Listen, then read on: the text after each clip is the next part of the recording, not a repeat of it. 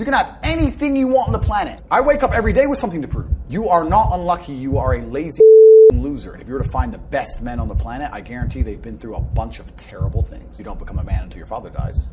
And I can confirm that to be true. If you love your parents, you can't be a loser anymore. I think everybody on the planet has something to prove.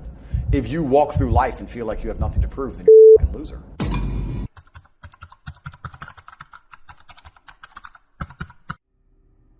I think that life's trained me to be that way.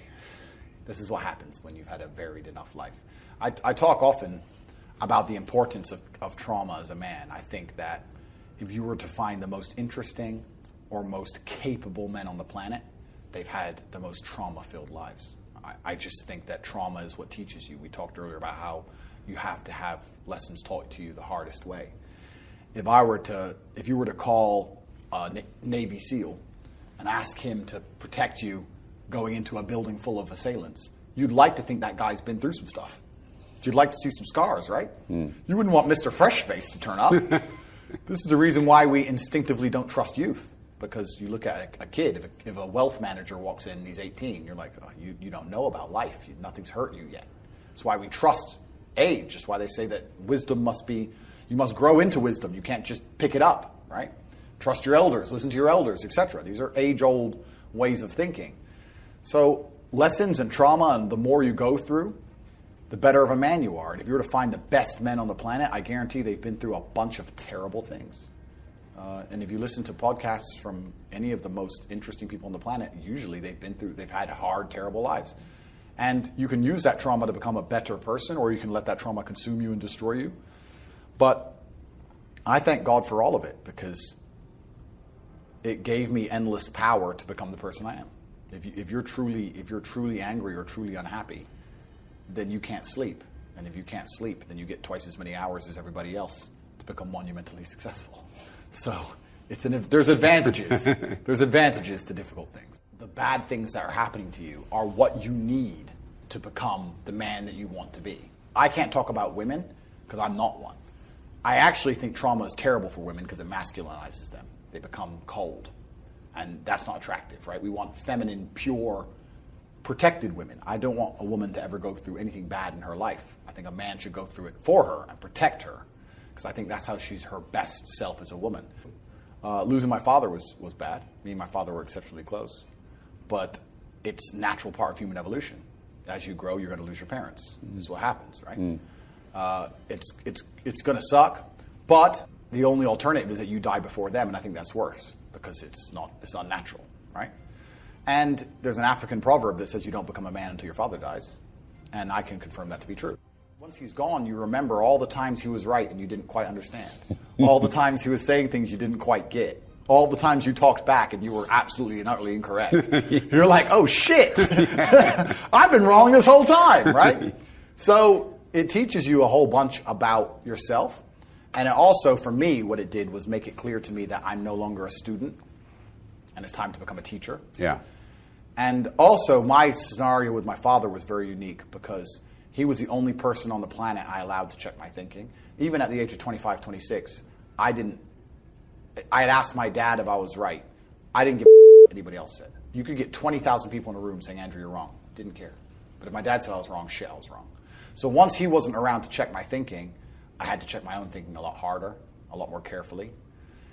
So yeah, I mean, that was a terrible experience. I miss him like the deserts miss the rain, but that's his life, right? The only alternative is worse. I don't think he would have been able to actually function if he lost me. So this is how it goes, and it's coming for all of us. What's actually kind of amazing is he is mentioned and talked about now so often on the internet because of my massive fame. So I've kept him alive. By becoming so successful, people are interested in my origin, which makes people talk about him.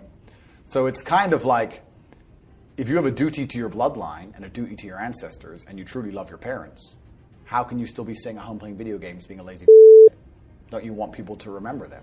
Don't you want people to think, wow, who's this person who raised this amazing person?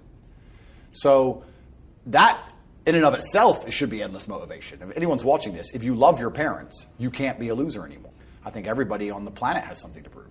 If you walk through life and feel like you have nothing to prove, then you're a loser.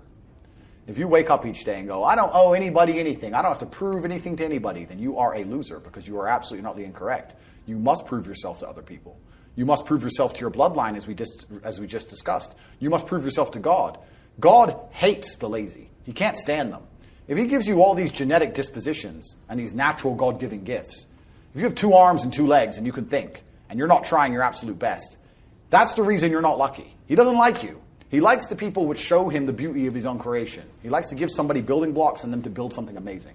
It's the best thing about being a man. You get to build who you are, right? You can decide if you want to be a funny comedian or a musician or a kickboxing world champion or fight the Matrix. You can decide whatever you want to be. God loves to see that. Those people, for some reason, seem to be enormously lucky, right? The person who goes, I don't have to prove anything to God. I don't owe all of my ancestors any effort. You know, for 5,000 years, people were dodging saber-toothed tigers and catching the plague and running from Genghis Khan just for my stupid ass to be born. I don't owe them anything. I don't owe them a thing because I want to play video games. These people are f***ing losers. You should walk through earth with force inside of you.